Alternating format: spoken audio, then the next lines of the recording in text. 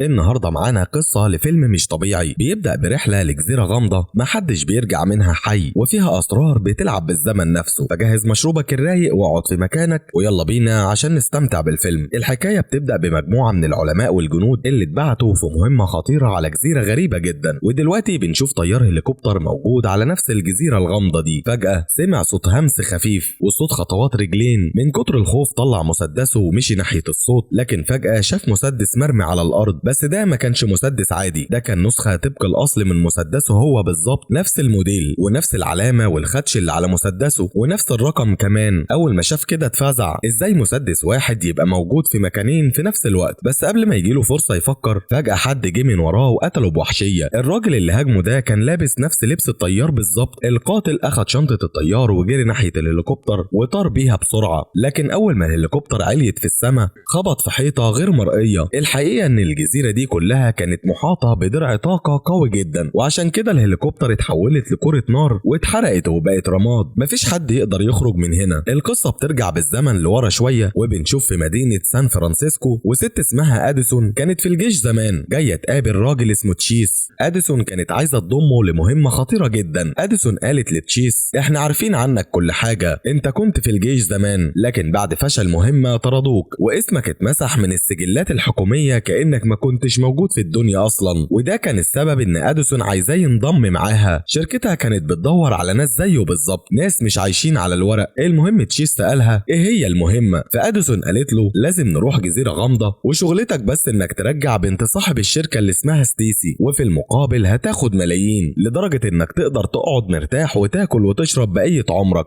اول ما سمع الكلام ده تشيس استغرب، لو الموضوع مجرد انه يروح جزيرة ويجيب حد ليه بيدفعوا الفلوس دي كلها؟ بس هو ما سألش اسئلة كتير، كان محتاج الفلوس جدا فوافق. بعد كده اديسون راحت تدور على شريكها التاني. الشريك التاني كان اسمه راسك ده كان محقق ذكي جدا ومحترف في الفنون القتالية، لكن قصته كانت مؤلمة جدا. في حادثة واحدة عيلته كلها ماتت، ومن يومها وهو مش بياخد غير المهمات الخطيرة بس. لما اديسون قالت له على الفلوس والمهمة راسك وافق هو كمان انه ينضم. تاني يوم الفريق كله اتجمع في قاعدة جوية خاصة. دلوقتي اديسون بقى معاها فريق من 6 اشخاص منهم تشيس وراسك. اديسون بدأت تشرح المهمة للكل وقالت الجزيرة دي فيها مركزين ابحاث، واحد في الشمال وواحد في الجنوب. احنا هننزل بالهليكوبتر في نص الجزيرة وبعدين نتقسم فريقين وندور في المكانين. فريق الجنوب كان بيتكون من اديسون وتشيس وديكس، اما فريق الشمال فكان راسك وكولت اللي بيعرف يستخدم الاسلحة التقيلة كويس جدا، وتاج اللي كان عبقري في الالات والدرونز. هم ما كانوش عارفين ستيسي محبوسة في انهي مركز، وعشان كده الفريقين هيدوروا في اماكنهم، واول ما يلاقوا ستيسي الكل هيرجع يتقابل عند النقطة اللي في النص عند الهليكوبتر. بعد كده بنشوف ان قبل ما المهمة تبدأ تاج كان قاعد لوحده وبيبص في صورة بنته. مراته كانت ميتة وبنته بقت كل دنيته، لكن البنت دي كانت بتحارب مرض خطير جدا وعلاجها كان غالي، وتاج ما كانش معاه فلوس كفاية، وده السبب اللي خلاه يقبل المهمة دي. كان بيعمل كل ده عشان خاطر بنته. بعد شوية لما الفريق كله كان قاعد مع بعض ووسط الكلام اكتشفوا حقيقة غريبة جدا، كلهم بلا استثناء ما عندهمش حد قريب منهم، لا اب ولا ام ولا شريك حياة ولا اي حد مستنيهم يرجعوا. التفكير ده خلى سؤال يجي في بالهم، هل دي مجرد صدفة ولا الشركة اختارت بالاسم الناس اللي ما عندهمش حاجة يخسروها؟ بعد شوية وقت الكل ركب الهليكوبتر وطاروا ناحية الجزيرة الغامضة دي. بعد رحلة طويلة استمرت 15 ساعة وصلوا هناك، واول ما الهليكوبتر لمست الارض وزي الخطة ما بتقول الفريق اتقسم نصين. اديسون وتشيس وديكس بدأوا يمشوا ناحية الجنوب، لكن بعد مسافة قصيرة رجلهم وقفت لان المنظر اللي كان قدامهم كان يرعب القلب. الارض كان عليها جثث كتير مرمية ومتنطورة، الناس دي كانت مقتولة بطريقة كأن في حيوان مفترس وحشي قطعهم حتت. التلاتة جهزوا اسلحتهم وبدأوا يمشوا بحذر شديد. اديسون طلعت الراديو فورا وحاولت تحذر الفريق التاني لكن مفيش اي رد، الراديو كان قاطع تماما. ديكس طلع مذكرته وبدأ يكتب لانه متعود كل ما يحس ان المكان فيه حاجة غلط يكتب ملاحظاته، والجزيرة دي كانت كل لحظة بتبقى اخطر من اللي قبلها. في الناحية التانية راسك وتاج وكولت كانوا ماشيين في الغابة ناحية الشمال، وفجأة عين راسك وقعت على حبل مربوط في شجرة. الحبل كان شكله قديم جدا لكن العقدة بتاعته حسسته بشعور غريب قوي. راسك قال انا حاسس ان انا اللي ربطت العقدة دي قبل كده، بس رجع قال لنفسه ازاي يعني ده يحصل وكمل مشي. وبعد شوية صغيرة الراديو بتاعهم هم كمان قطع، ودلوقتي الفريقين بقوا معزولين عن بعض تماما ومحدش عارف يكلم التاني. وفي الجنوب فريق اديسون كان بيلاقي جثث اكتر ومحدش عارف ماتوا ازاي. بعد شوية مشي لقوا معسكر فاضي. اديسون ركبت جهاز تقوية اشارة المحمول بتاعها وحاولت تتصل تاني، لكن برضه مفيش اي خط جمع. وفي اللحظة دي ديكس لقي حاجة تانية تطير العقل. قلع ساعة من ايد جثة واول ما شافها لونه اتخطف.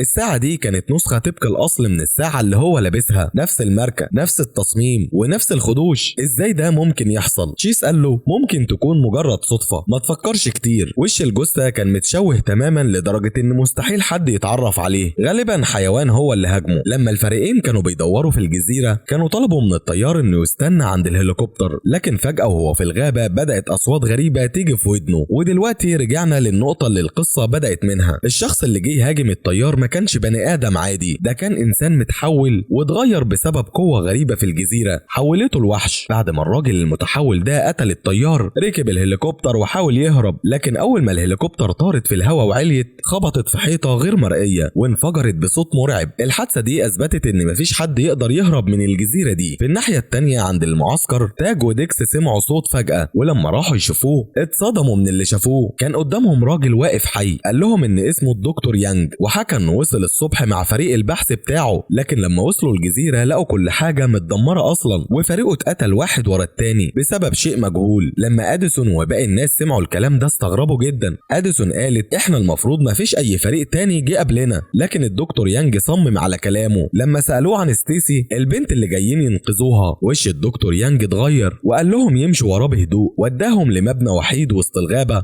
وهناك على الارض كانت في جثه مرميه ووشها كان بايظ خالص. ده هي ستيسي، يعني ماتت من بدري. المنظر ده خلى الكل يتجمد مكانه. البنت اللي جايين ينقذوها طلعت ميته اصلا. اديسون بصت للباقي وقالت بصوت واطي طب دلوقتي هناخد الفلوس ازاي؟ محدش كان عنده رد. بعد تفكير قرروا ياخدوا جثه ستيسي معاهم عشان يبقى معاهم دليل. الليل كان ليل وطريق الهليكوبتر بعيد، فعشان كده قرروا يباتوا الليله في المعسكر ويتحركوا الصبح. ولحد دلوقتي ما كانوش عارفين يتواصلوا مع الفريق التاني عشان يقولوا لهم ان المهمة خلصت. الدكتور يانج كان حاسس بشوية راحة وقال على الأقل أنا مش لوحدي وهخرج معاكم من هنا. لكن فجأة حصلت حاجة أغرب. ديكس كان بيكتب في مذكرته، فالدكتور يانج شافه وقال له أنا شفت دي قبل كده، وفتح شنطته وطلع منها مذكرة كانت نسخة طبق الأصل من مذكرة ديكس، نفس الغلاف نفس العلامات ونفس الخط. لما شافوا كده كلهم اتذهلوا، لكن الرعب الحقيقي ظهر لما فتحوا المذكرة من جوه. لقوا مكتوب فيها أحداث بكرة اللي لسه ما حصلتش، والمصيبة انها مكتوبة بخط ديكس نفسه. في اللحظة دي ديكس راسه بدأت تلف وقال انا لسه واصل النهاردة، ازاي الكلام ده اتكتب؟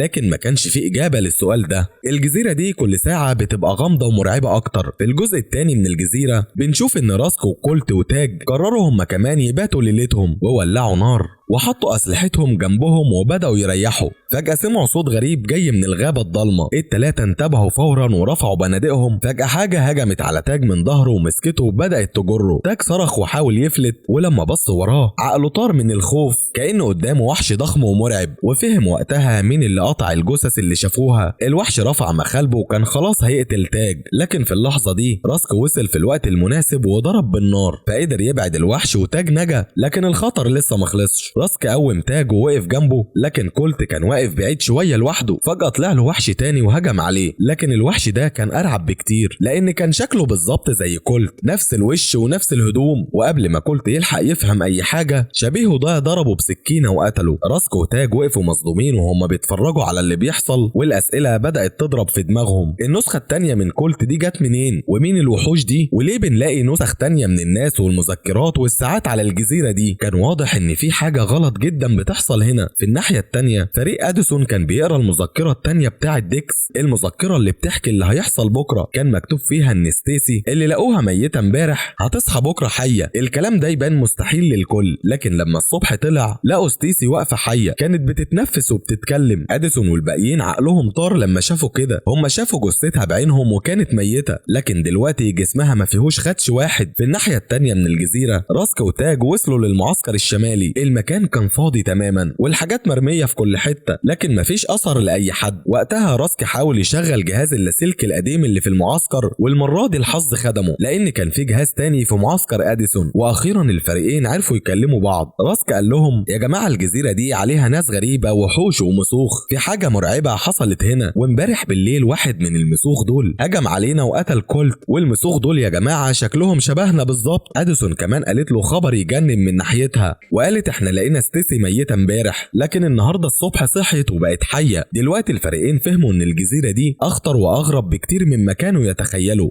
بره الخيمة ستيسي كانت قاعدة مع ديكس وبتحكي له ذكرياتها. قالت له انها جت هنا من 3 ايام مع فريق البحث بتاعها، وان في تجربة باظت والناس بدأت تتحول ويهجموا على بعض. كانوا عايزين يهربوا بس اكتشفوا انهم محبوسين. الحقيقة ان محدش يقدر يخرج من الجزيرة. ديكس سألها طب انت نجيت ازاي؟ اول ما سمعت كده ستيسي وطت راسها وقالت بصوت واطي انا ما نجيتش، امبارح بالليل واحد من الوحوش دي قتلني، انا فاكره كل حاجه كويس لكن الصبح فجاه صحيت لقيت نفسي حيه، ازاي ده حصل؟ انا نفسي مش عارفه. في نفس الوقت ده جوه الخيمه الدكتور يانج كان خلص قرايه مذكره ديكس في صمت. بعد ما خلص بص لاديسون والباقيين ووشه كان جد جدا. قال لهم انا فهمت ايه اللي بيحصل في الجزيره دي. اول ما سمعوا كده اتجمعوا حواليه. الدكتور يانج خد نفس عميق وبدا يشرح. قال لهم الجزيره دي مليانه بحاجه اسمها الثقوب الدوديه، ودي عباره عن ثقوب في نسيج المكان والزمان بتخلينا نسافر جوه الوقت قدام وورا، وعشان كده الوقت هنا مش بيمشي طبيعي. الوقت هنا بيمشي لمده 72 ساعه، يعني 3 ايام بس، وبعد كده كل حاجه بتعيد نفسها من الاول. احنا محبوسين في حلقه زمنيه. الكلام ده صدمهم كلهم. الدكتور يانج كمل وقال كل مره الدوره الزمنيه بتعيد نفسها، حاجات من الدوره اللي فاتت بتفضل موجوده في الدوره الجديده، وعشان كده لقيته ساعه زياده ومذكره من المستقبل، والحبل اللي راسك كان حاسس ان هو اللي ربطه. كل الحاجات دي سابتها نسخكم القديمه. دلوقتي الكل فهم انهم جم هنا قبل كده ومش مره واحده، دول بيجوا كل 3 ايام، وفي كل مره اديسون وفريقها بيوصلوا الجزيره هم فاكرين ان دي اول مره ليهم، لكن الحقيقه ما كانتش كده. هم كانوا مسجونين في دايره الزمن. تشيز سأل بصوت مهزوز طب نسختنا التانيه راحت فين؟ الدكتور يانج بص في الارض وقال اغلبهم ماتوا، انا شفت جثثهم ماليه الجزيره ووشوشهم كانت متشوهه عشان محدش يعرفهم، بس الجثث دي كانت انتوا. الحقيقه دي خلت الكل يسكت. الدكتور يانج كمل كلامه وقال مش كل الناس ماتوا، في بعضهم قوه الجزيره غيرتهم. حسب المذكره اي انسان بيفضل على الجزيره دي اكتر من 3 ايام بيفقد عقله وجسمه ووعيه، وده معناه ان الوحوش اللي كنتوا بتحاربوهم دول هم انتوا، دي نسخكم القديمه. ديكس قال بصوت بيرتعش يعني الجزيره كلها دايره مقفوله واحنا كمان هنبقى زيهم؟ وفجاه سمعوا صوت زمجره وصريخ وخطوات. الحقيقه ان في قطيع من الوحوش دي خارج من الغابه وبيقرب عليهم وبيحاصر المعسكر. في الناحيه التانيه راسك وتاج كانوا سامعين كلام الدكتور يانج في الراديو، وفي نفس اللحظه الوحوش هجمت عليهم هم كمان. كلام المذكره اللي بيتنبأ بالمستقبل بيتحقق، انك تحارب نسخه منك بس مشوهه ده شيء مرعب وغريب، بس ما كانش قدامهم حل غير انهم يواجهوا. عند فريق اديسون الوحوش هجمت وتشيس اتجمد مكانه اللحظه لانه ما قدرش يضرب النار على واحد شكله شبهه بالظبط، لكن اديسون فكرته وقالت له ده مش انت، احنا لازم نعيش. وفي الاخر ضربوا النار على الوحوش المتوحشه دي ووقعوهم. راسك وتاج كانوا لسه صامدين بس ذخيرتهم بدات تخلص وعارفين ان دي مجرد بدايه. في المعسكر الوضع بقى اسوأ بكتير. ستيسي اللي كانوا فاكرين انهم انقذوها فجاه بدات تتحول هي كمان. التجربه اثرت عليها وفجاه هجمت على ديكس. تشيز ضربها بالنار لكن كان فات الاوان وديكس مات في الهجوم ده. لحد اخر النهار فضلوا يحاربوا لساعات طويله بس عشان يفضلوا عايشين. في الاخر راسك قدر يتصل بقاعده الشركه اللي بره الجزيره، قال لهم ان الهليكوبتر اتدمرت وكذب عليهم وقال ان ستيسي لسه عايشه عشان يبعتوا فريق انقاذ، لكن اللي ما كانش يعرفوا ان الشركه عارفه كل حاجه اصلا. كانوا عارفين ان ستيسي ماتت وعارفين ان الجزيره محبوسه في حلقه زمنيه مدتها 3 ايام. الشركه كانت بعتة الفريق ده بالذات عشان تستخدمهم في تجربتها، واختاروا ناس ملهمش حد يبكي عليهم عشان محدش يدور وراهم. وفي القاعده السريه للشركه ظهرت حقيقه مرعبه تانية. الشركه قررت تقصف الجزيره كلها بالقنابل بعد 12 ساعه بس عشان تدمر كل حاجه وتدفن السر ده، والتحولات دي ما تخرجش للعالم الخارجي. دلوقتي ما بقاش فاضل غير 5 اشخاص عايشين ولازم يلاقوا طريقه يهربوا بيها بنفسهم قبل ما الجزيره تتدمر. راسك وتاج كلموا اديسون وتشيس والدكتور يانج بالراديو وحكوا لهم كل حاجه، لكن المشكله الكبيره ان الهليكوبتر بقت حطام. لما الكل بدا يفقد الامل فجاه راسك افتكر حاجه غريبه. من ساعه ما وصل الجزيره كانت بتجيله رؤى لحاجات لسه ما حصلتش، كان فاكر انها تهيؤات بس دلوقتي فهم الحقيقه. بما ان الزمن بيلف فهو وهو بيشوف ذكريات من المستقبل، وفي واحدة من الذكريات دي شاف قارب صغير مخفي على شط الجزيرة، وده المخرج الوحيد ليهم. أول ما الصبح طلع الفريقين بدأوا يتحركوا ناحية المكان اللي راسك شاف فيه القارب. فريق أديسون كان أقرب فوصل الأول واستنوا راسك وتاج.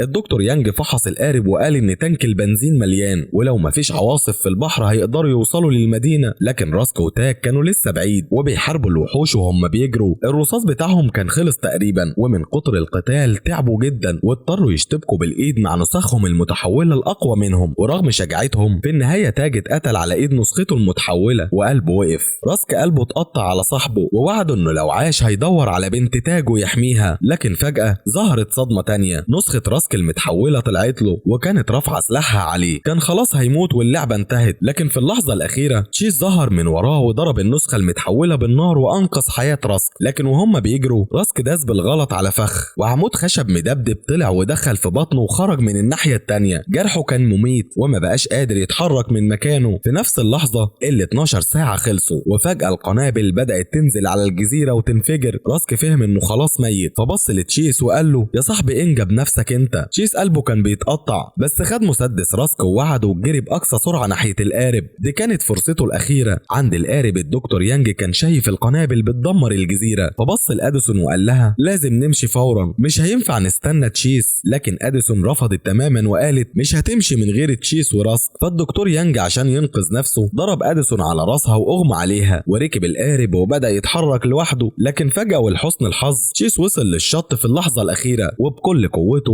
نط ومسك في الحبل اللي كان مدلدل من القارب. في الوقت ده أديسون فاقت وشافت منظر مرعب. الدكتور يانج بدأ يتحول هو كمان، لأنه قضى أكتر من 3 أيام على الجزيرة وشكله بدأ يتغير. عينه نورت ووشه اتعوج، وفجأة هجم على أديسون عشان يقتلها. وفي اللحظة الحاسمة دي صوت طلقة واحدة رن في المكان. دي ما كانتش من أي حد، دي كانت من راسك، وهو بيلفظ أنفاسه الأخيرة وسط النار والدمار على الشط استجمع كل قوته وضرب آخر طلقة باقية معاه وقتل الدكتور يانج وأنقذ حياة أديسون. وبعدها بلحظة مات في الانفجار. دلوقتي القارب ما بقاش فيه غير تشيس وأديسون بس. كانوا عايشين لكن النار والدمار حواليهم في كل حتة وما يعرفوش هينجوا ولا لأ. عدوا من نفس المكان اللي الهليكوبتر انفجرت فيه، لكن المرة دي وبسبب الانفجارات اللي هزت الجزيرة الثقوب الدودية اتلخبطت واتفتح ممر آمن لثواني قدر من خلاله تشيس وأديسون يخرجوا من الجزيرة بسلام ورجعوا للحياة بأعجوبة. والقصة بتنتهي لحد هنا، لكن أفلامنا وقصصنا ومسلسلاتنا لسه ما خلصتش. رأيكم يهمني جدا، فلو عجبكم الفيديو اعملوا لايك واشتركوا في القناة عشان الفيديو اللي بعد كده يوصل على شاشة موبايلاتكم على طول. شكرا على المشاهدة.